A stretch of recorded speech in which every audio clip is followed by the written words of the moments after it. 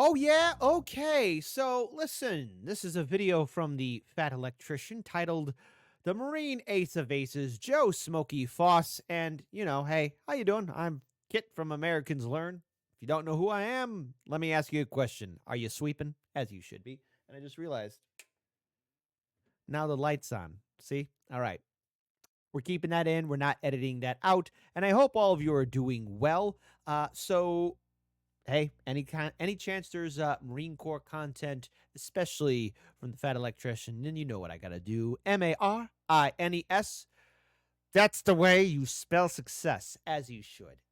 So I'm looking forward to this. Should be a fun video. But look, we here at Americans Learn encourage everyone, please. It's important for us to get our learn on, but what's important is also please support the original content creator. It's the right thing to do. It's the one thing to do, and I'm expecting all of you to do it, or I'm going to ask you, are you sweeping? Without further ado, since I'm in charge of the ones and twos, let's play this video in a 3, 2, and an uno. Let's enjoy it. And my phone is not on mute, so hold on. Don't want to have an interruption here. Muting.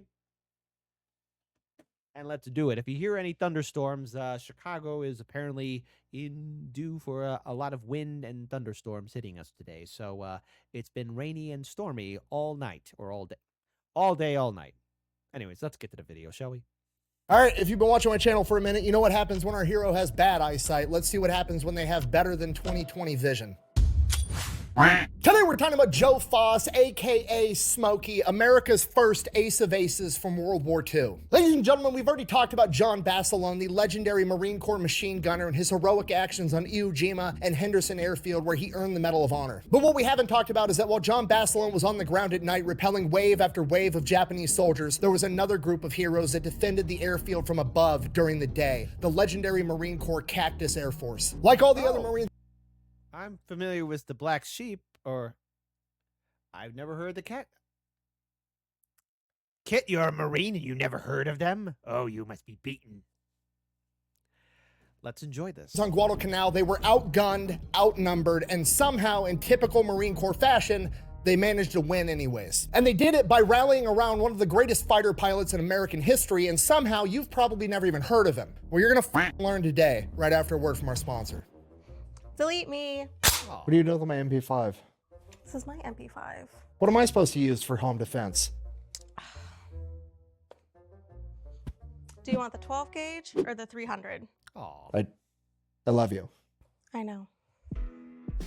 This video is brought to you by Delete Me, okay? Super simple business model. You give them money, they turn around and they make sure that online data brokers are not selling your personal information online. Okay, here's the deal. Pretty much anytime you use a free service on the internet and you click that little box that says, I agree to the terms and conditions, you've basically just agreed to allow them to harvest as much of your personal information as humanly possible. They then turn around and sell that to online data brokers, and that's how they can afford to offer you a free service. But when you have Delete Me, they go and they monitor all of these online data brokers for your personal information, and then if they find it, they submit all the opt-out forms on your behalf, so they have to take down and stop selling that information. So when you buy Delete Me, you're not actually buying anything, you're just buying your way out of all the negative consequences of all the free shit that you've already gotten. And because they continue to monitor those data brokers, you're buying yourself out of all the future negative consequences of all the free shit that you haven't even gotten yet. So if you want to give Delete Me a try, there's going to be a link and a discount code down below. Let's get back to the video.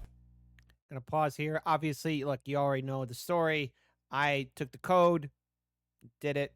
Delete Me. I thought that'd be just funny because, let's face it, I figured I'm not that special.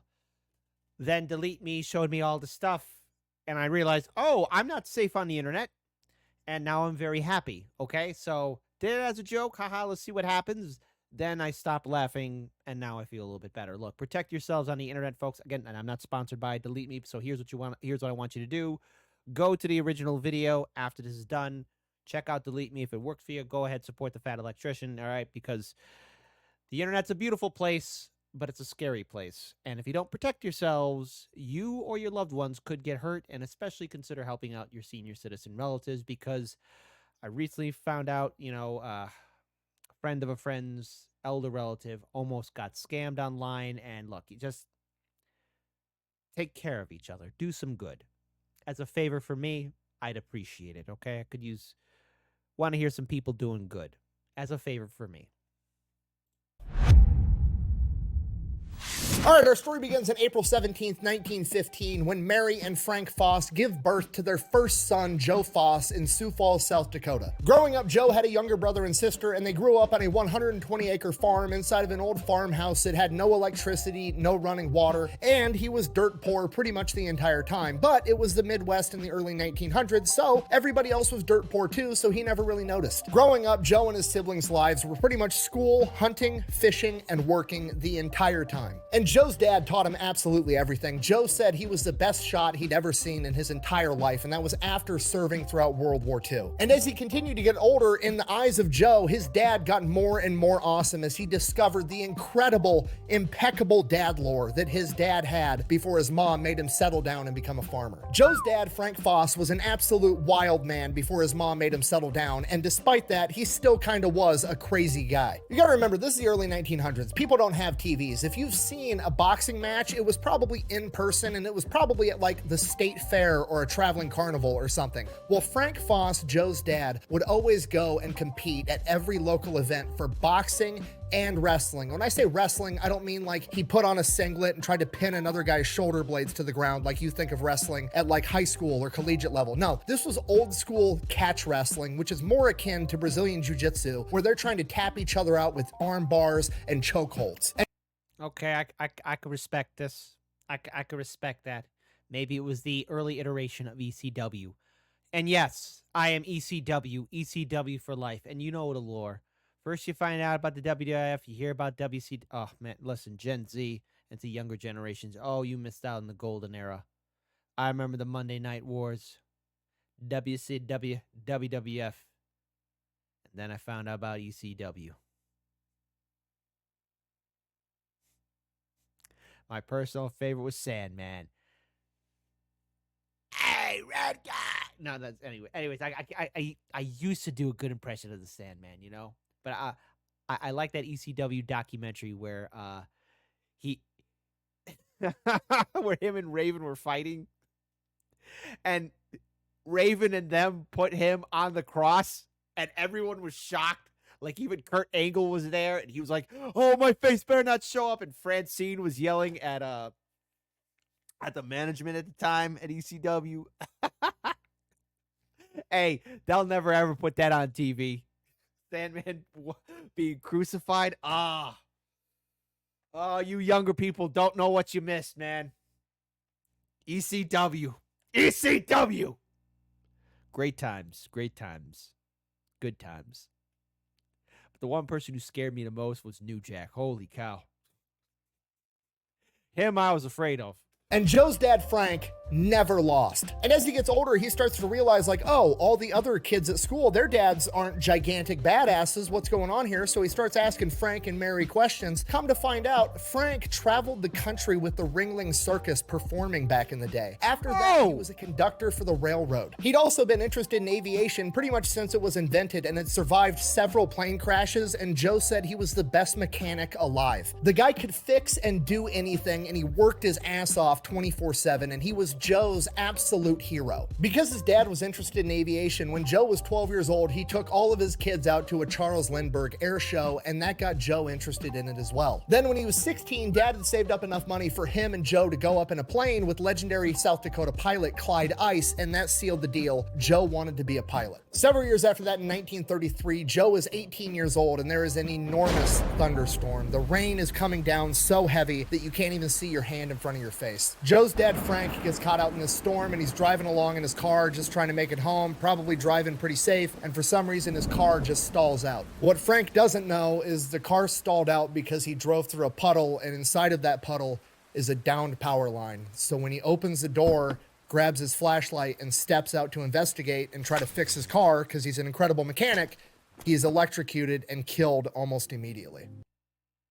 Oh, God. Hey, look, folks, life is short, life is precious. When it gets you, it gets you.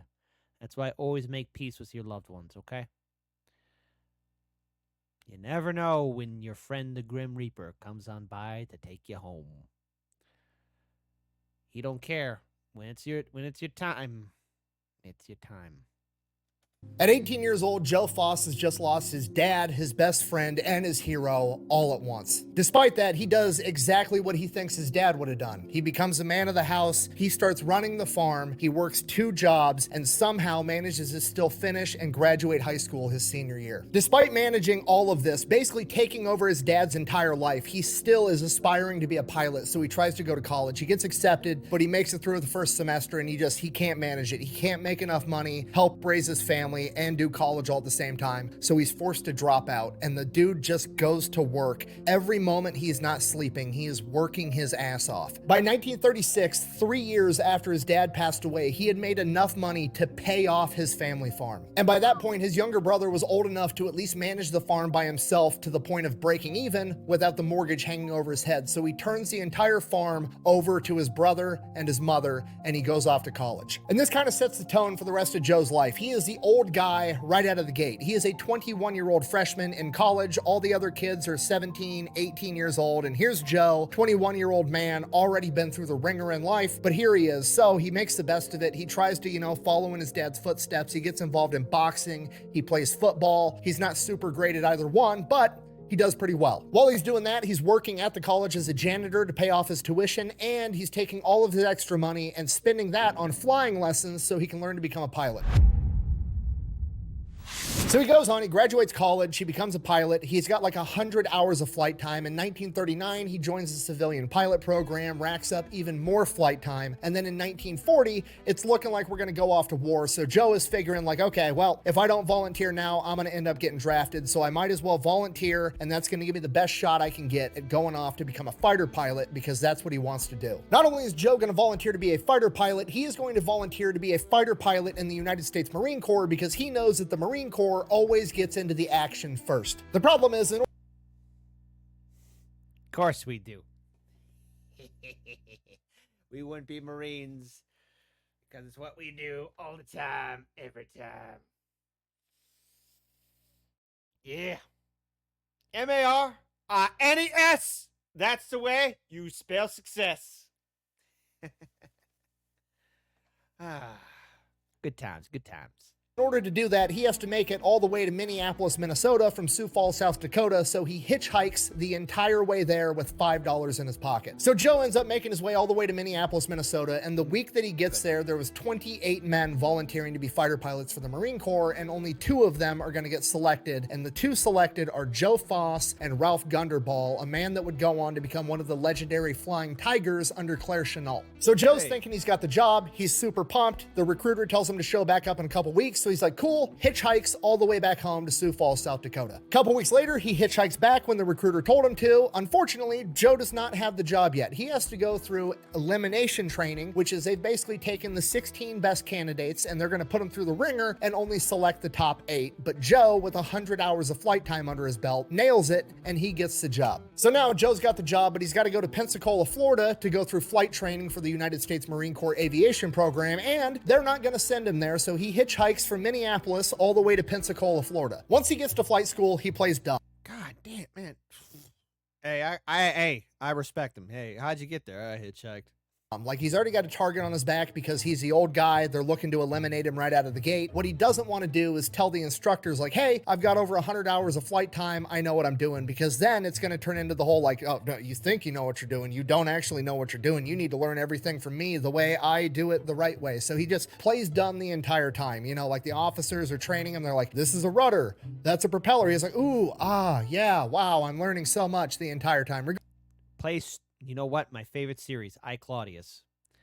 When one of his tutors realizes that he's not stupid, and he says to Claudius, one of his tutors tells him about how his family members are dying. I, Claudius was the Game of Thrones of the 1970s. And one of his tutors says, listen, if you want to live a long, healthy life, let your wits wander and make sure no one sees how smart you are. Play the fool, and you will live a very comfortable life. He's just like, hey, listen.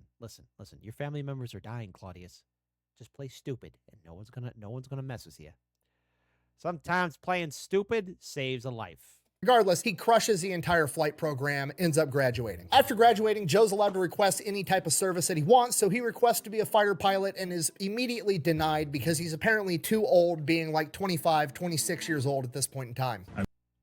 What? Dude, I'm 40. No, that's a young bull. Hell, I had people say, kid, you're 40, you're not old. You know what? They're right. I'm still young at heart. I'm still that, well, I think I'm a wiser 20-year-old version of me, just 20 years older.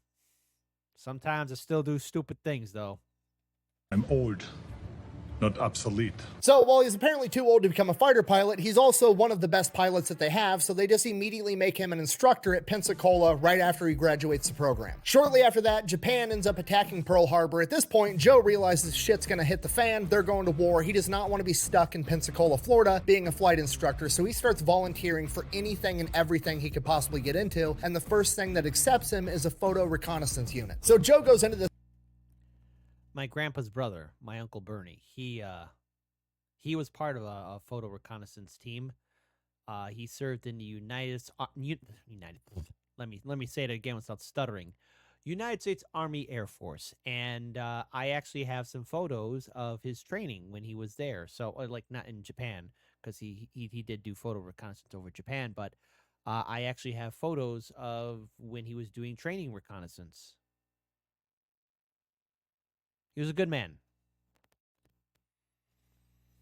I miss him. He passed away in 2021. And no, he passed away in 2020. Late 2020. Time flies fast.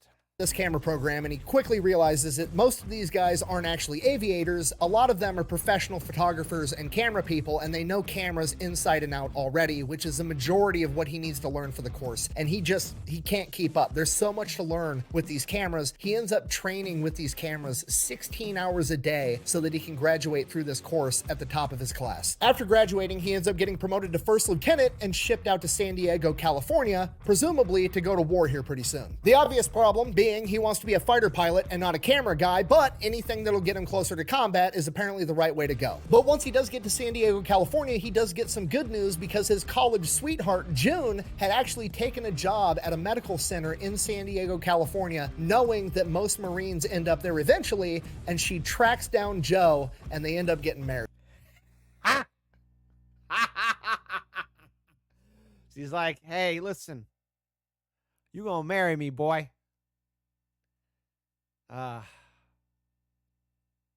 That's true love. I can respect that. Now, look, maybe I'm a little bit jaded.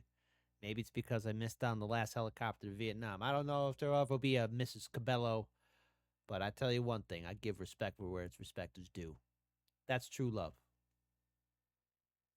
I could salute that. I could salute that indeed.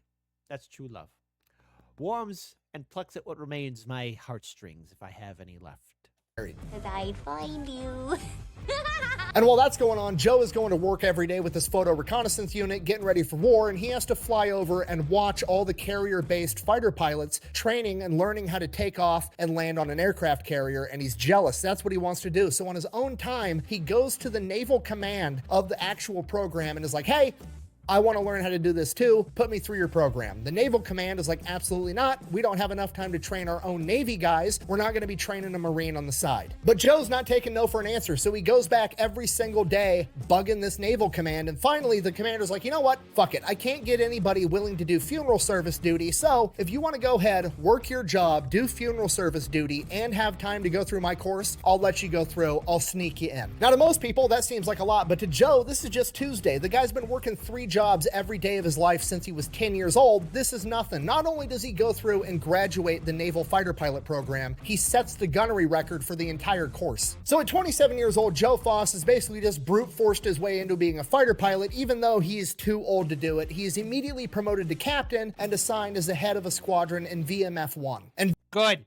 Fantastic, Captain. VMF-1 is headed to the Pacific. Where in the Pacific, he has no idea because everything's a big secret. They're worried about spies. It's wartime. Everybody's paranoid. So he's basically just told, like, kiss your wife goodbye, get your ass on the boat, we're going.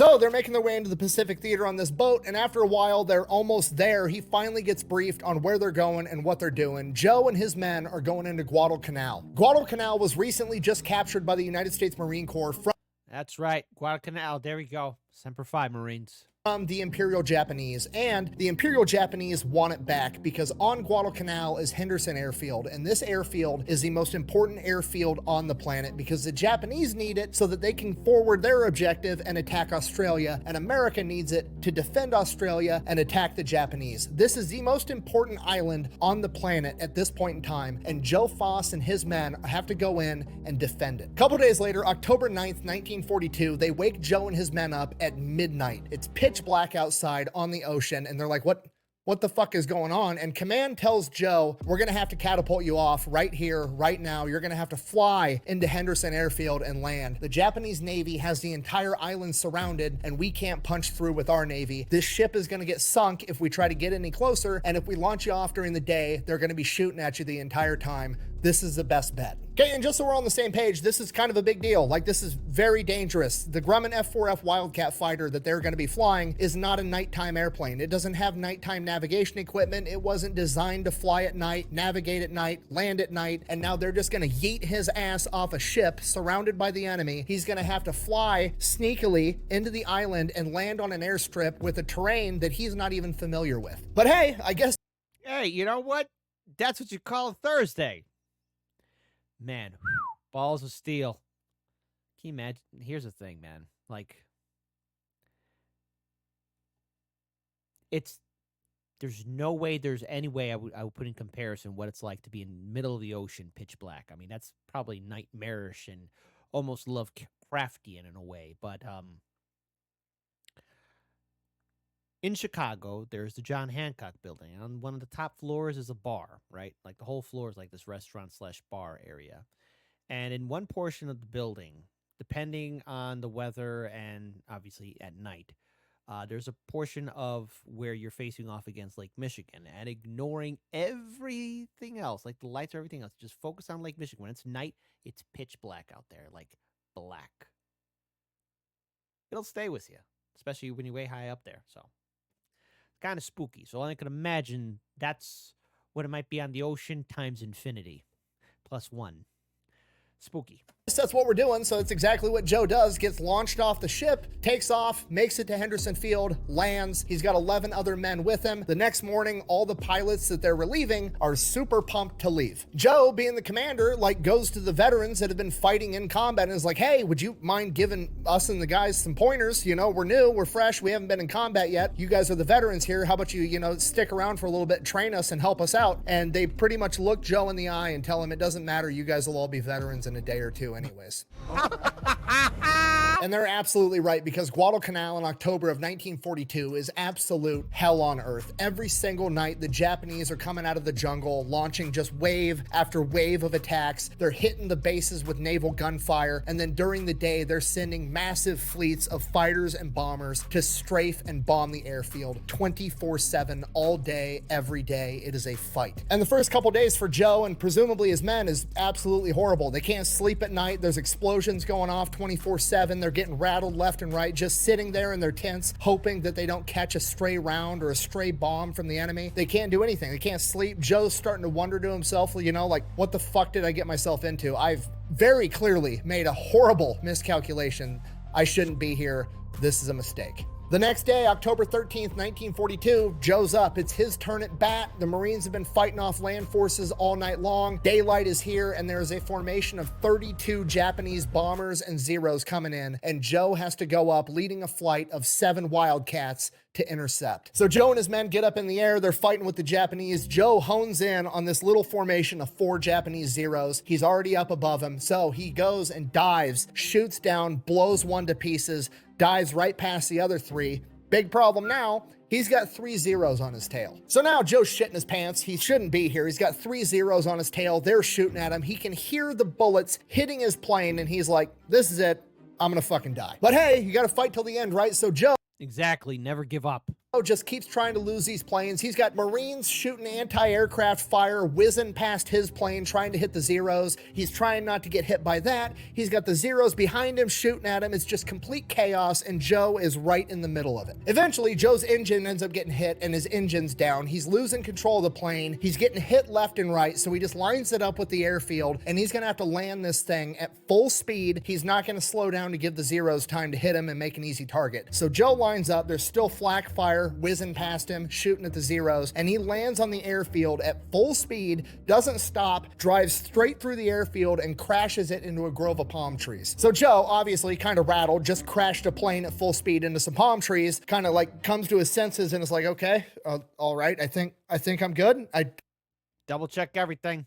I took the camera course. Camera guy never gets hurt, right? Okay, I'm fine. Completely unscathed after crashing this plane, climbs out of his plane and starts walking back to the airfield. He gets there. Everybody is shocked that he survived. They didn't even bother to go check on him because they thought for sure he had died. And the entire time he was walking back to the airstrip, he's thinking to himself, like, I got to get the fuck off this island. This sucks. I've made a horrible miscalculation. But as he comes back up, people see that he survived and they start cheering and clapping and patting him on the back. The Japanese planes have retreated and he has shot down one of the superior Japanese Zero fighters and lived to tell the tale. He's a hero. The mechanics go, they check on his plane, they count over 250 bullet holes in his plane, and he still managed to crash land the thing into a tree and walk out completely unscathed. It is apparent to everybody but Joe at this point that he is in fact the main character. He's the camera guy that never gets hurt. He is in fact wearing the plot armor. And as Joe's like, So in other words, he's the camera guy who you see in the YouTube videos where it was dinosaurs and prehistoric animals, or on a far off, like, video talking about outer space and asteroids. It's great that the cameraman caught all that. That's who it is. Good old Joe. A man we could trust, Joe. Like looking around, still in shock, shaking hands. Not Joe Biden. Joe Foss. Hands, getting patted on the back. He's looking, and it's all 17 and 18-year-old kids that are pumped because he actually pulled it off. He survived. He shot down a Japanese Zero, and Joe comes to the realization that he's got to be the main character too. He doesn't just see a bunch of other Marines. He sees his little brother and his little sister in the faces of those 17 and 18-year-old kids that are now looking up to him the same way that his siblings did after his dad died. Looking back on it later in life, Joe said, and I quote, "The look I saw in them, they were depending on me. I've never gotten over it. I just figured I got to lead. These kids are going to depend on me, and I've got the experience. I can lead these kids, and we're going to go. If they want to go that bad, let's go." Goddamn right. You're goddamn right, man. Shoot, even I'd follow that guy, man. Come on. Let's fucking go. Go. Let's go. And with that, it's no longer Joe Foss's goal to simply survive and make it off this island. It is now his goal to fucking win. If he could be the man of the house at 18, he's going to be the man of the sky over Henderson Field at 27. The next day, October 14th, Japanese show up again. So does Joe. Shoots down another Zero. Crash lands his plane again. 3 days later, October 18th, Japanese show up again. Joe shows up again too. This time he shoots down 2 Zeros and a bomber, becoming an ace in his first 9 days on Guadalcanal. But it's not just Joe doing it all alone. All the other Wildcats that Joe is leading into combat adopt the nickname Foss's Flying Circus, and they are fucking up the Japanese planes. 2 days later, October 20th, Joe goes up, shoots down another 2 Zeros. 3 days after that, October 23rd, he goes up and shoots down 4 Zeros in a single run. And now, after a whopping 2 weeks on the island, Joe's really starting to get his feet underneath him. He knows what he needs to be doing. The Wildcats have 6 50 caliber machine guns on the front, but the problem is you run out of ammunition too quick, and Joe is a hyper-aggressive, super accurate gunner. He likes to get right on top of his prey before he shoots him down, and if he has 6 guns firing all at once, he's gonna burn through his ammo too quick, and he's gonna waste too many bullets on a singular plane. So he actually goes and has the mechanics remove 2 of the 6 machine guns on his plane so that he can conserve ammo while shooting down as many planes as possible. And by this point, the Japanese are getting pissed. They have the entire island surrounded. The Marines are cut off. They shouldn't be able to keep resisting to the degree that they are, but the Marines are somehow pulling it off. Every night, And what's happening is that the knights in the air are winning the day. Marines like John Basilone are out on the front lines, repelling waves of Japanese soldiers that are coming in from the jungle. And every day, Joe Foss and the Flying Circus and the rest of the Cactus Air Force are up overhead, outfighting and outmaneuvering the Japanese planes. The Marines are running so low on supplies that they're actually sending crews out to find all the downed airplanes on the island, to strip out all the ammunition, all the usable parts, and siphon all the gas, trying to keep as many Wildcats in the air as possible. Whenever a Japanese sniper manages to slip past the Marine Corps' front line and open fire on the pilots and the mechanics that are working on the planes at night, the pilots grab their guns and go out in the jungle and hunt down the sniper, including Joe. Joe said he never actually got one of the snipers, but on one occasion he did see a mechanic have a near miss, and the mechanic got pissed off, stormed into the jungle with nothing but his K-bar, and came back about 45 minutes later covered in blood with a fancy new Japanese rifle. Nice. Oh. Well.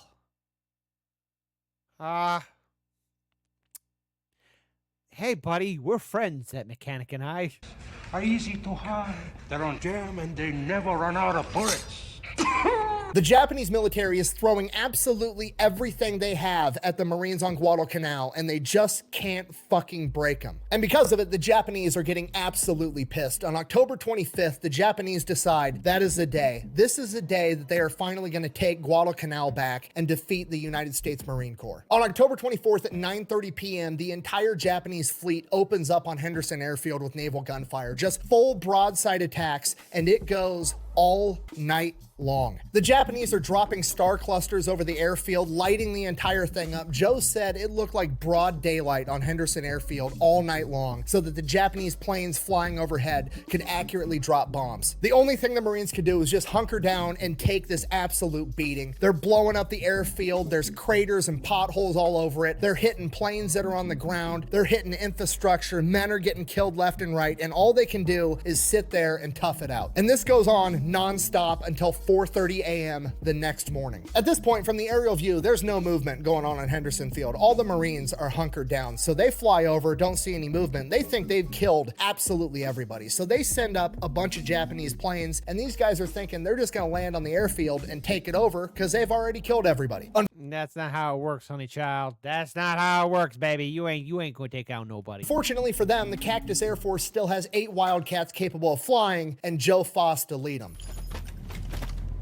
My turn. So Joe Foss and the Flying Circus get in their Wildcats. They go to take off. The airfield is so damaged that 2 of them end up crashing and don't make it into the air. It is now Joe and 5 other Wildcats going toe-to-toe with the Japanese Air Force. Joe gets up in the air, immediately shoots down 2 Zeros. He's out of ammo, circles back, lands, and it is like a NASCAR pit stop. They get him more gas, more ammo. He's back up in the air, goes back up, and shoots down 3 more, becoming the Marine Corps' first ever ace in a day. The rest of the Flying Circus manages to shoot down 14 more planes, sending the Japanese packing for the day. After repelling the Japanese, they get a little bit of a break at this point in time because the Japanese kind of have to take a step back and figure out what the fuck they're going to do next. They've just thrown absolutely everything they had at the Marines, and they threw it right back. And unbeknownst to Joe back home, he is now one of the most high-profile men in this entire war, shooting down 15 enemy planes in 12 days. After the Japanese get refitted, they attack again on November 7th. Joe and the Flying Circus go up to intercept again. Joe manages to shoot down 1 Zero and 2 recon planes. The rest of the Flying Circus shoots down the 4 other Zeros, wiping out the entire flight. As Joe circles back around, and as he starts approaching, he sees parachutes, and as he gets closer, he realizes there's no pilots inside of these parachute rigs. It's just the rig itself floating down towards the ocean, and he has no idea where the pilots went. And he's like, okay, what's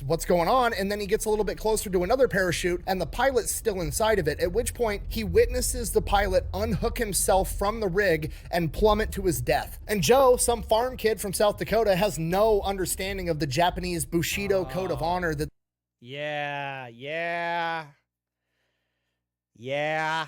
that's a thing. these guys are operating under. The whole, like, you know, it's better to die in combat than be captured or to lose. So he just doesn't even 15 enemy planes in 12 days. After the Japanese get refitted, they attack again on November 7th. Joe and the Flying Circus go up to intercept again. Joe manages to shoot down 1 Zero and 2 recon planes. The rest of the Flying Circus shoots down the 4 other Zeros, wiping out the entire flight. As Joe circles back around and as he starts approaching, he sees parachutes, and as he gets closer, he realizes there's no pilots inside of these parachute rigs. It's just the rig itself floating down towards the ocean, and he has no idea where the pilots went. And he's like, okay, what's going on? And then he gets a little bit closer to another parachute, and the pilot's still inside of it, at which point he witnesses the pilot unhook himself from the rig and plummet to his death. And Joe, some farm kid from South Dakota, has no understanding of the Japanese Bushido code of honor that these guys are operating under. The whole, like, you know, it's better to die in combat than be captured or to lose. So he just doesn't even know what to make of it. That's fucking weird, huh?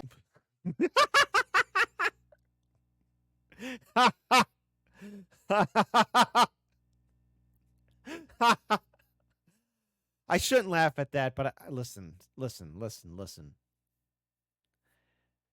month was it was a roller coaster. There's a lot of stuff, you know. This month is going to be a little bit of a roller coaster too, but I need a laugh here and there, okay? And I got to tell you,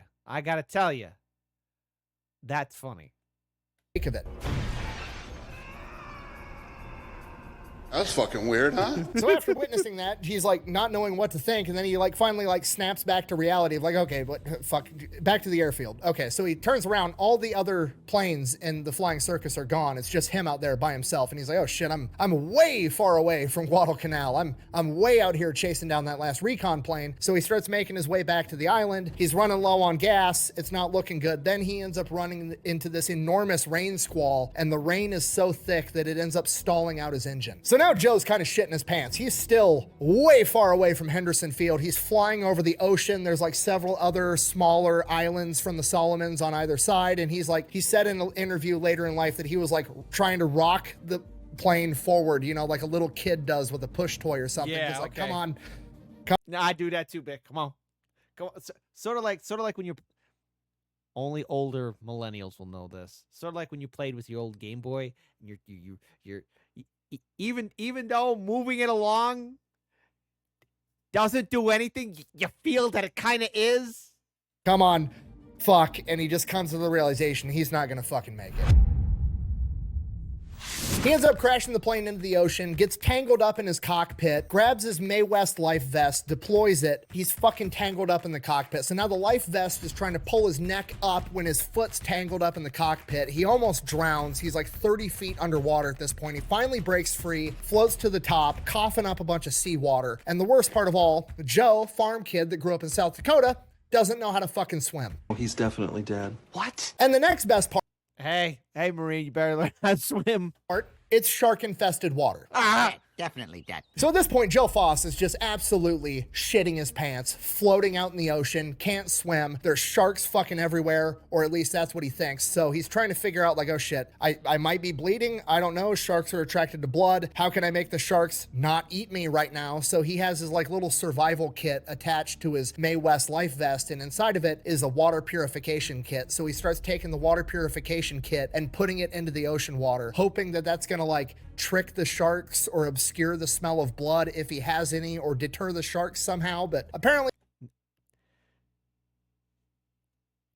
You know what? I'm not gonna lie. If I didn't know anything about sharks or the water, I would assume that. But no, baby, that's not how it works. The shark's gonna smell you. The shark's gonna smell you. If it wants to take a nibble at you, yum, yum, yum, yum, yum, then it will. it works because he doesn't end up getting attacked by a shark. I am a nice shark, not a mindless eating machine. He does, however, sit there floating in the ocean with his life vest for hours, praying his ass off. And apparently it works because the plot armor kicks in, and of all the things to happen, a Belgian missionary on a nearby Solomon island of Maleta ended up seeing his plane go down and convinced the local indigenous people to go out in canoes and try to find him. So like 3 hours go by, Joe is just floating in the ocean. It's now dark, it's nighttime, and off in the distance, Joe can hear people speaking, but it's not in English, so naturally he just assumes that it's the Japanese looking for him, so he doesn't try to draw any attention to himself. He just kind of like tries to like stay quiet and small in his life vest. And then after a while, he finally hears somebody say out in English, it was the Belgian missionary, point the flashlight over here. And he's like, oh shit, he calls for help. They end up fishing him out of the ocean and dragging him back to this small island of Maleta. Oh, God was with you, buddy. Well done, Joe.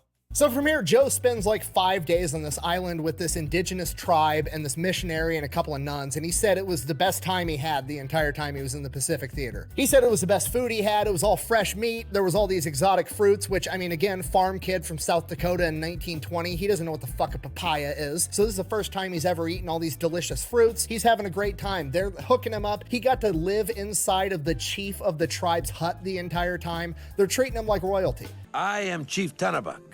What names may we call you? I am Miguel. And I am Tulio.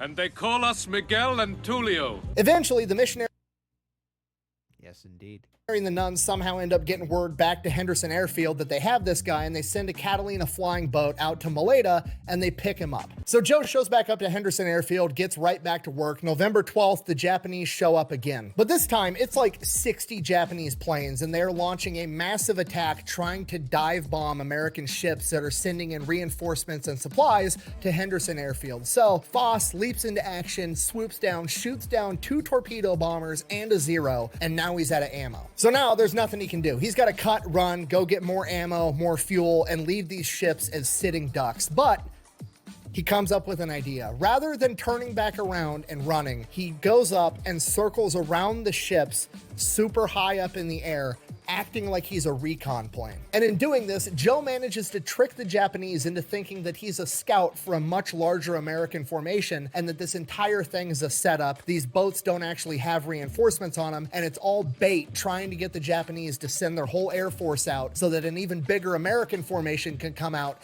and wipe them all out. The Japanese take the bait, they drop their bombs over the ocean, they turn around and flee, and Joe has just saved the day with literally no ammunition and just his wits. Gosh darn it, he did it! 3 days after that, he goes up again, shoots down another recon plane, and then Joe Foss is finally taken out, but it was not by the Japanese, it was by fucking mosquitoes. Now, malaria. Ugh. Those little bastards. Is, of course, transmitted by mosquitoes. I brought some here so you could experience this. We'll let those roam around the auditorium a little bit. I hate you, Bill Gates. Till the day I die. Ah.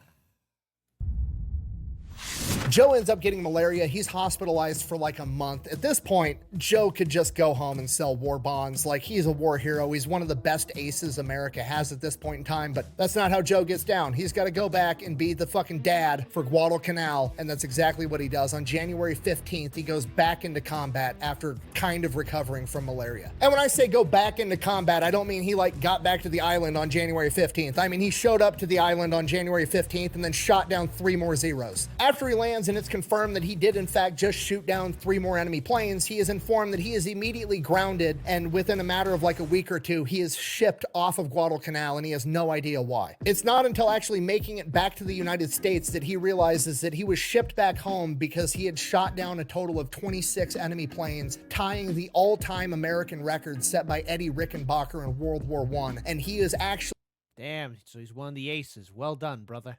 America's first ace of aces in World War II. And he had no idea. He had no clue that back home for weeks and months he had been on the cover of newspapers and magazines being hailed as one of America's greatest fighter pilots. He didn't know, and honestly, he didn't care. He didn't care who shot down the planes or who got credit for shooting down the planes. He was just trying to keep everybody alive and get everybody through this living hell on Guadalcanal. In the 3 months that Joe Foss and the Flying Circus were on Guadalcanal, his flight of 7 Wildcats is credited with downing 72 enemy aircraft, 26 of which came directly from Joe himself. And in doing so, he has apparently become too valuable to the overall war effort, so they've drug him back to the United States to parade him around to try to sell more war bonds to raise money for the war. And just like every other hero I cover that they do this to, he hated every minute of it and would have much rather been back in combat with his men. So in Exactly.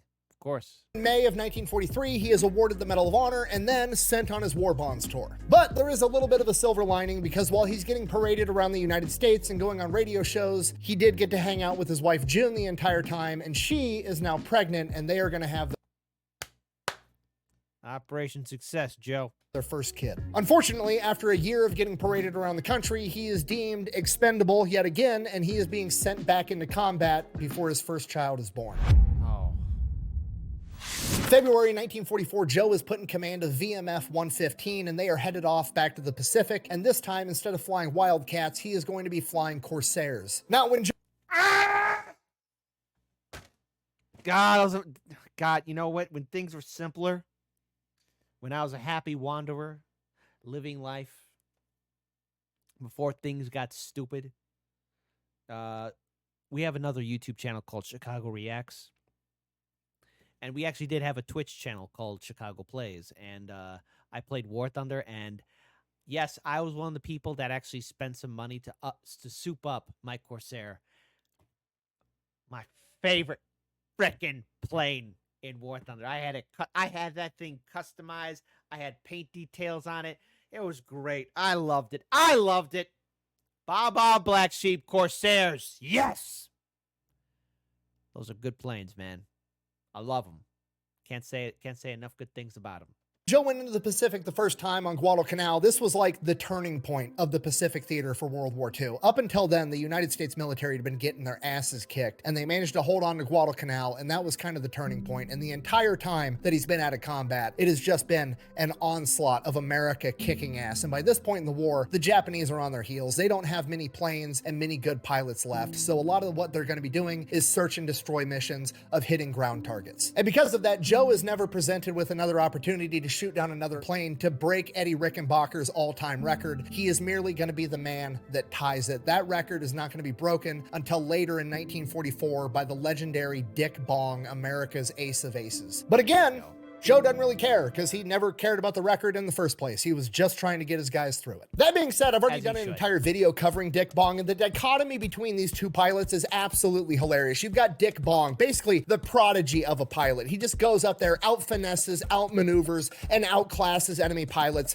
left and right every single time. And then you've got Joe Foss, the Marine aviator, and he is truly the embodiment of the Marine Corps. He's not going up there and out-finessing and out-maneuvering and outclassing them on every level. He's going out there with brute force and ignorance, mag dumping as many enemy planes as he can find, crash landing his fucking plane, hopping in another plane, and going back up there again. The dude's not naturally gifted. He's not a prodigy like Dick Bong. He doesn't have a new state-of-the-art plane like Dick Bong did in the P-38. No, he's just hardworking, refuses to take no for an answer. You can't kill the motherfucker. He's going up in the air in what is now like an outdated, outclassed Wildcat going up against Zeros, and he's just doing what he can with what he has, and somehow he manages to win every single time. Sorry, I'm getting... Yes, and that's how it should be. M-A-R-I-N-E-S, my lovelies. That's the way you spell success. Ah, that's great. Love it. My Marine Corps years were good. Simpler times, too. Good times. Sidetracked. Anyways, after being in the Pacific for a while, conducting these search and destroy missions, he ends up getting malaria again, and because he got it again, it was significantly worse. He ends up getting hospitalized and losing a significant amount of body weight. He goes from being like 180 pounds to 115 pounds. It almost kills him. He's taken back to the United States. He has to see a bunch of different specialists, take a bunch of different medications, and by the time he recovers, the war is essentially over, and he goes into retirement. I don't believe you. No.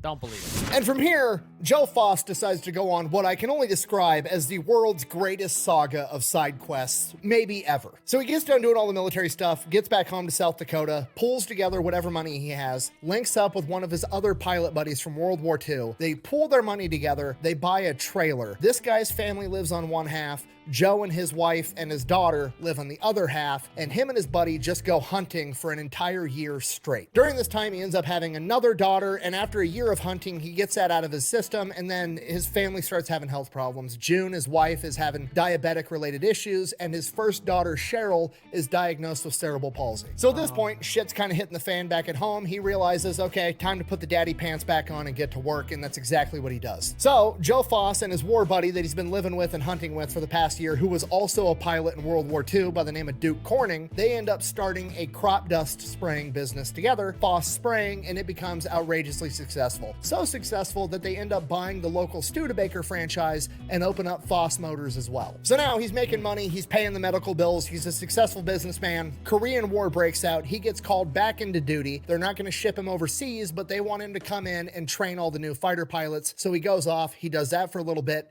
comes back home. From there, he serves in the Air National Guard and achieves the rank of Brigadier General. So he's a general, he's running two separate successful businesses, he's one of the greatest fighter pilot aces of all time, he has a Medal of Honor, he's a war hero, so people want him to run for politics. 1952, he runs for South Dakota House of Representatives, he wins. By 1955, he becomes the youngest governor of South Dakota at the age of 39. Yeah! Right around the same time he gets elected governor, his crop dusting business burns to the ground with no insurance, so him and his partner have to rebuild that while he's being the governor. So while being governor, he rebuilds his business and is still regarded as being pretty good at being governor the entire time. So good that he gets reelected, serving 2 terms as governor, which is the maximum that you're allowed to do. During that time, he had his 4th kid and his first son named Frankie, and as his 2nd term was coming to an end, Frankie was diagnosed with polio. Luckily, Frankie pulls through, makes a full recovery from polio, but between the polio scare and his first child having cerebral palsy, he recognizes the problem of like kids getting sick is fucking horrible, and Joe likes to fix problems, so that's exactly what he does. So he goes and creates a children's hospital, the Children's Care Hospital and School of Sioux Falls, South Dakota. But that's not enough, so he becomes the national president of the Crippled Children and Adult Society. So he serves his term at doing that, and then shortly afterward, he's on a business trip, and while he's on this business trip, he meets somebody, and they're like, oh, hey, you've done all kinds of crazy shit. How would you like to be the commissioner of the AFL, the American Football League, the direct competitor to the NFL, the National Football League? So Joe Foss is like, fuck it, sure, why not? He is the AFL commissioner from 1959 till 1966, and during that time, they became a major competitor to the NFL, at which point Joe Foss proposes the idea of like, hey, what if we had like a national championship game of the best team in the AFL versus the best team in the NFL, which eventually would lead to the creation of the fucking Super Bowl. Okay, I mean,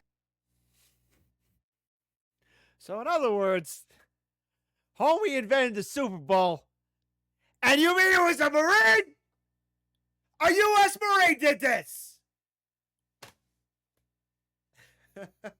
He's like, hey, listen, y'all got your thing, we got our thing, but what if we just go all the way down and we fight, and what if we call it like a Super Bowl? I don't know, Joe. Do you think it'll take off? I think it'll take off. And it's going to be big, man. It's going to be huge. It's going to be incredible. This is not, I don't know what Joe sounded like, but I'm thinking that this is what it's, and it's going to be great, you know? But what if we go too far, Joe? What if there's like half times that are just crazy shows and commercials? And gosh darn it, that's a gamble we got to take. I'm losing track, so this is more for me than it is for you, but just so we're all on the same page. The Ace of Aces in World War II, yes. Medal of Honor, war hero, successful business owner, governor, founded a children's hospital, served in a national children's organization, created the motherfucking Super Bowl, and he's still not done. Then, because he's like super into hunting and outdoor stuff, he ends up getting his own TV show that becomes outrageously popular, The American Sportsman, that he hosts from 1967 till 1974. And then he goes on to be the president of the NRA, the National Rifle Association, during the 1980s, and then he finally retires and gets to live happily ever after. But before he would pass away, he would make headlines one last time in 2002 at the age of 87 years old. In 2002, 87-year-old Joe Foss, war hero, governor, philanthropist, businessman, TV show. What'd he do? Host, NFL Super Bowl creator Joe Foss was boarding a plane to go from Sioux Falls, South Dakota to Arlington, Virginia. Don't know why. If I had to make my bet, in the twilight of his life, maybe he was going to a particular cemetery that's kind of famous to see a lot of his dead buddies at the end of his life. So he boards the plane, or at least attempts to, but he gets stopped by the TSA. Why does he get stopped by the TSA? Because they think that his Medal of Honor is a fucking ninja throwing star and don't want to let him keep it.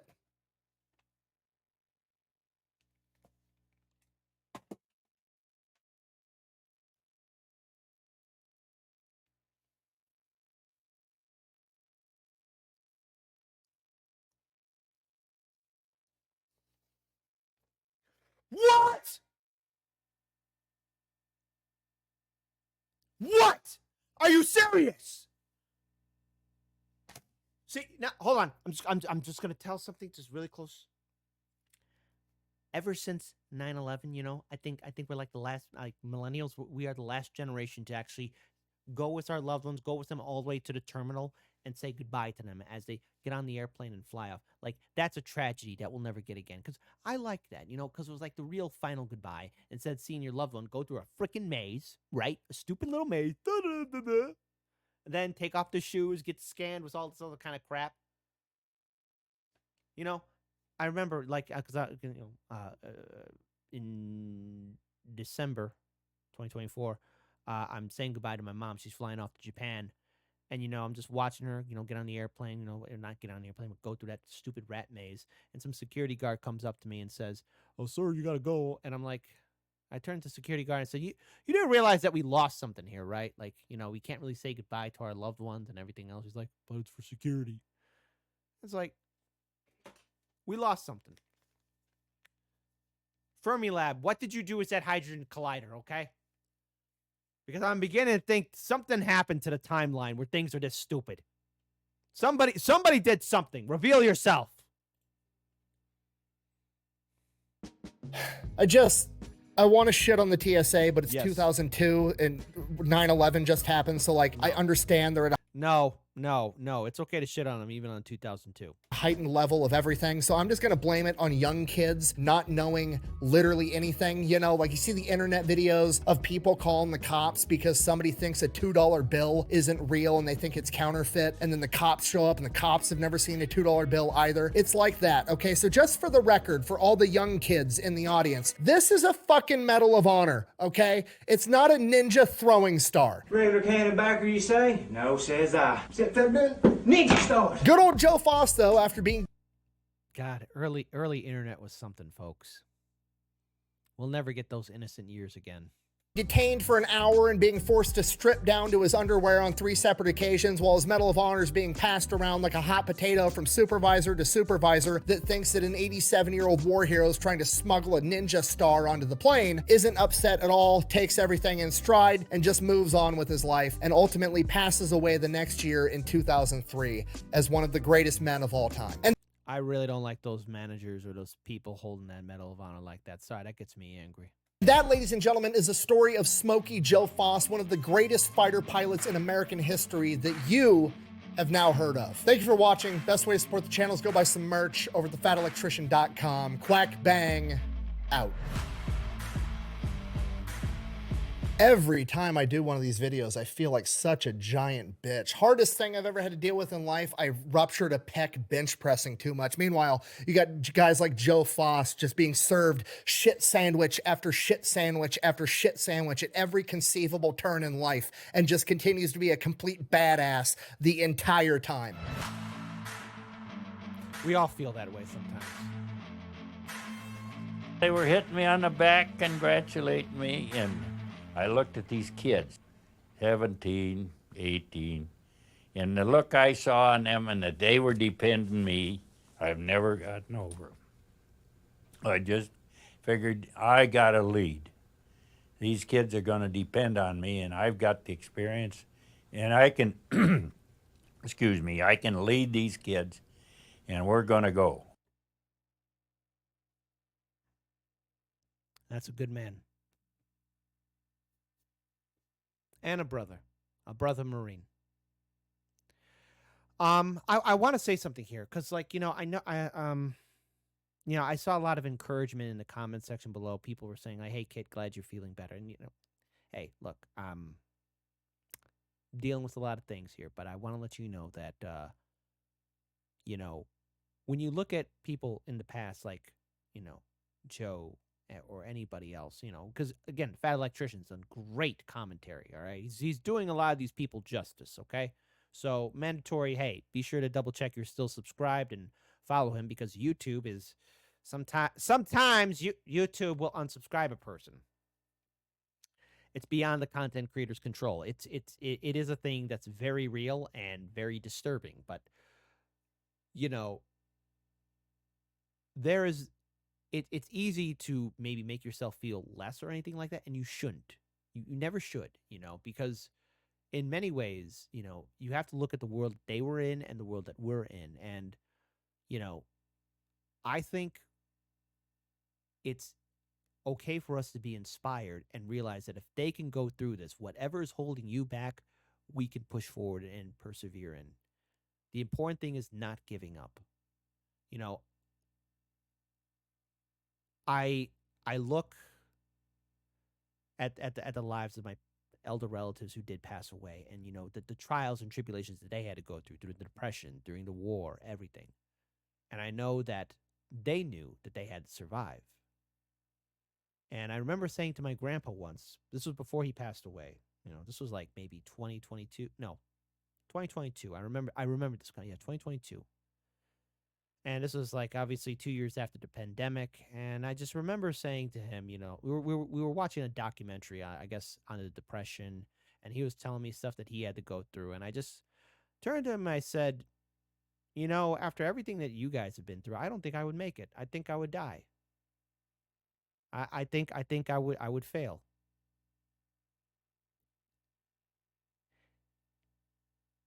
He paused the video. He turned to me and said, "Don't you ever say that. You'd make it." I said, "Well, what makes you say that?" He says, "Because I made it. And you're my grandson. And you will survive. You'll survive it. And you'll survive everything that comes your way. And you'll say that to your grandson someday." Now, I don't know if I'll ever be a parent or anything like that, but, it's always important to remember that your elders look at you with respect, too. And maybe that's just my experience, but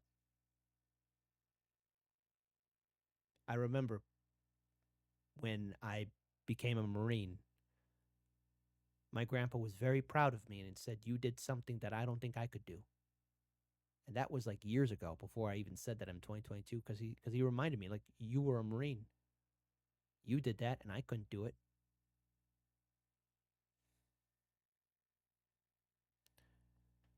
What I'm saying is, don't give up. All right? No matter how dark the clouds are, no matter how brutal or scary things will get, if you don't fight, if you don't take that one step forward, if you just quit right then and there, you're giving all the bastards a satisfaction in seeing you fall. Sometimes you gotta fight. Sometimes you gotta face the storm. Sometimes you just gotta cross that Rubicon and face it. So if you made it all the way here to the end, do me a couple favors, okay? Because somebody did something good for me yesterday. All right? Something good happened to me yesterday because I was feeling really sick and depressed. I was. And they talked to me and they were like, "Hey, everything's gonna be fine." And I said, "Hey, I'll help you out. I'll pay it back." And he says, "No. Pay it back forward. Do some good for another person. Do good for another person. Pay it back." Now, Joe, he knew what he had to do. Now you know what you got to do. And take good care of yourselves, okay? Let's push forward. As we should.